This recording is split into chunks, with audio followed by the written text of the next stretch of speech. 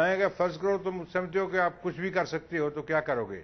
कहता जी बड़ा सिंपल है, जिस दिन मैं अपॉइंट हुआ था, unsigned resignation, undated, not fully signed resignation. I, so and so McLeod, hereby resign from the post of Commissioner of Police of New Zealand.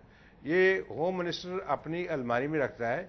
जैसे ही कोई एलिगेशन आती हैं, उसने एक ठप्पा लगाना है, एक मोहर लगानी है, रेजिग्नेशन एक्सेप्टेड, और छुट्टी।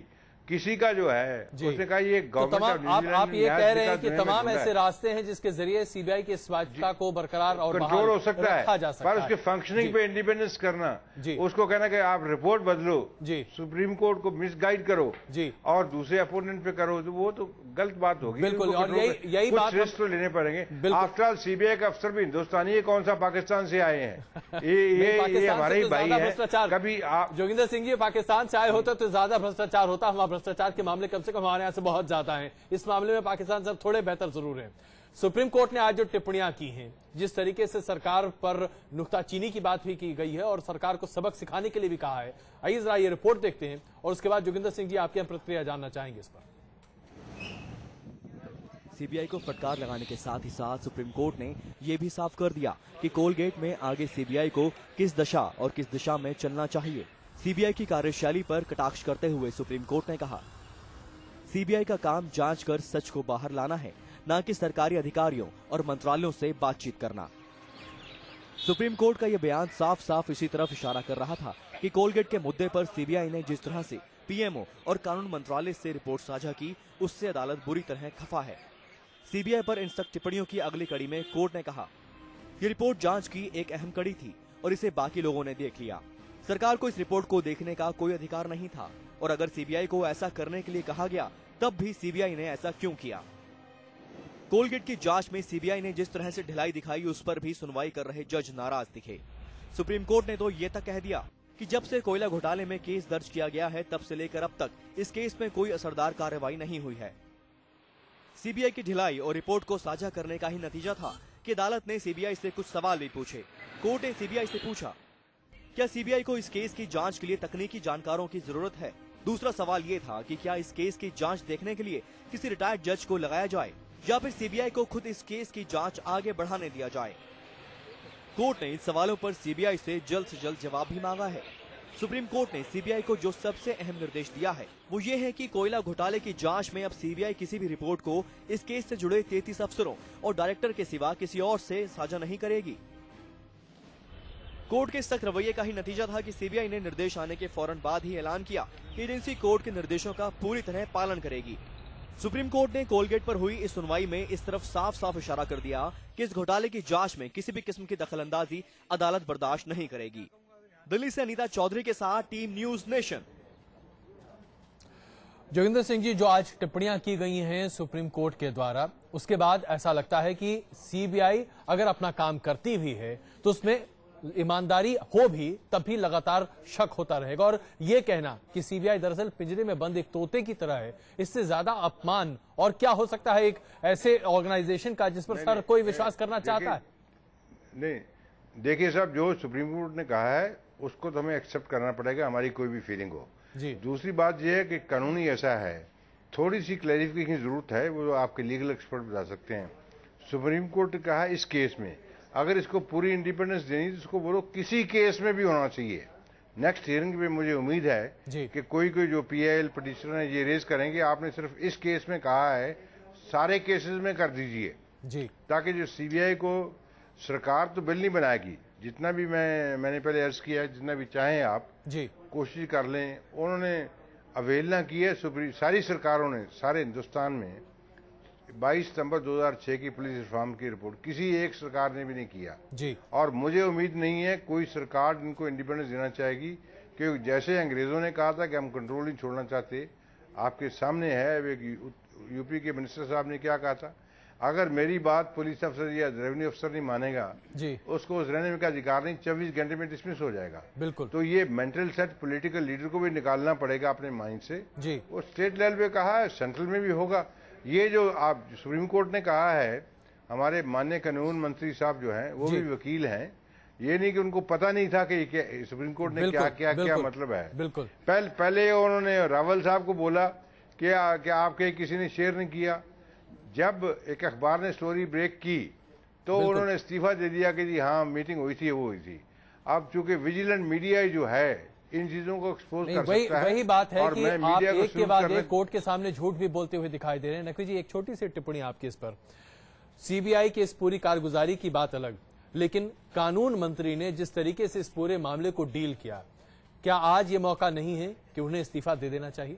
बिल्कुल दे देना चाहिए। मुझे तो लगता नहीं कि उनको अपने पद पर बने रहने कोई नैतिक अधिकार है, और उनका कोई हक नहीं बनता था कि वो सीबीआई की स्टेटस रिपोर्ट को मंगाएं, उसको पढ़ें, उसको एडिट करें, संपादित करें और कहें कि ये अंश निकाल दीजिए। वो एडिटर नहीं है, वो संपादक नहीं है, वो मंत्री हैं, कानून मंत्री के तौर पे वो काम कर सकते हैं।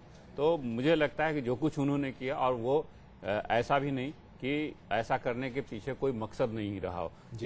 एक वो मंत्री हैं बहुत जिम्मेदार, और जब वो स्टेटस रिपोर्ट मंगाते हैं, देखते हैं, एडिट करते हैं, तो जाहिर सी बात है कि उसके पीछे कोई ना कोई मंशा जरूर रही होगी।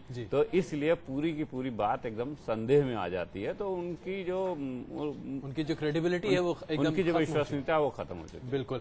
श्रीकांत जी, भारतीय जनता पार्टी इस पर लगातार मांग करती रही कि कम से कम दोनों मंत्री, चाहे आप कानून मंत्री की बात करें या रेल मंत्री की बात करें, दोनों को इस्तीफा दे देना चाहिए। आज अगर सिर्फ कानून मंत्री की बात करें, अश्विनी कुमार के इस्तीफे की बात आप करते रहे, संसद अब चलने वाली नहीं है, सांडाई हो चुकी है, अब आप क्या करेंगे? आपके पास क्या विकल्प बचता है?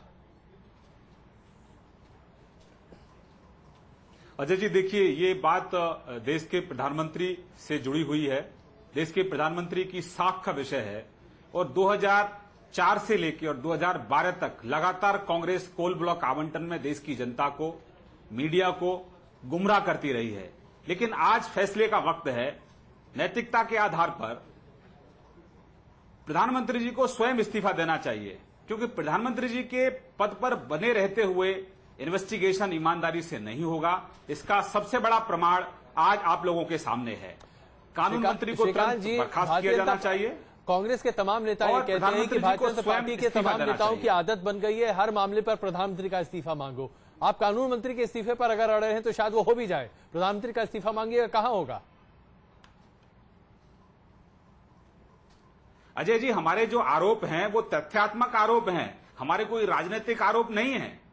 सीबीआई सीधे सीधे प्रधानमंत्री के अंडर काम करती है, और पहले तो प्रधानमंत्री जी को इनिशिएटिव लेके इसकी जांच करानी चाहिए थी, क्योंकि राज्यसभा के अंदर भारतीय जनता पार्टी के नेता प्रकाश जावड़ेकर ने इस मुद्दे को उठाया था। लेकिन प्रधानमंत्री जी 1 साल तक चुप रहे, उन्होंने स्वयं से इनिशिएटिव नहीं लिया कि इसकी जांच हम लोग कराएं। हम शिकायत करने गए सीबीसी को, उसके बाद उसकी जांच शुरू हुई, और जांच में पाया कि इसमें कहीं ना कहीं खामियां हैं। प्रधानमंत्री जी खुद शक के घेरे में है, प्रधानमंत्री जी की जो छवि है वो कहीं ना कहीं शक के घेरे में है।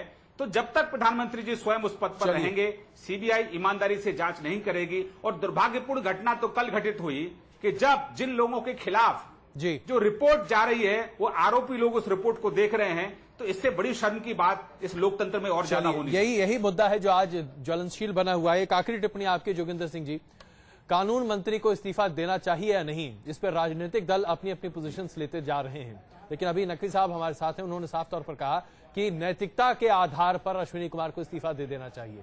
सीबीआई के निदेशक रहने के आधार पर आपका क्या मानना है? देखिए, मैं पॉलिटिक्स में कोई मोरालिटी कोई चीज नहीं है जी। जो सूट करता है सभी कर लेते हैं, इर्रेस्पेक्टिव ऑफ पार्टी। मेरे मित्र, मेरे रिश्तेदार सभी पार्टियों में हैं, तो मैं इसके लिए अवॉइड करूंगा कमेंट करना कि अश्विनी कुमार जी को इस्तीफा देना चाहिए या नहीं देना चाहिए। हर एक आदमी कोशिश करता है बचाओगे। जब तक आप पकड़े नहीं गए तब तक आप संत हैं, जब पकड़े गए तो चोर हैं।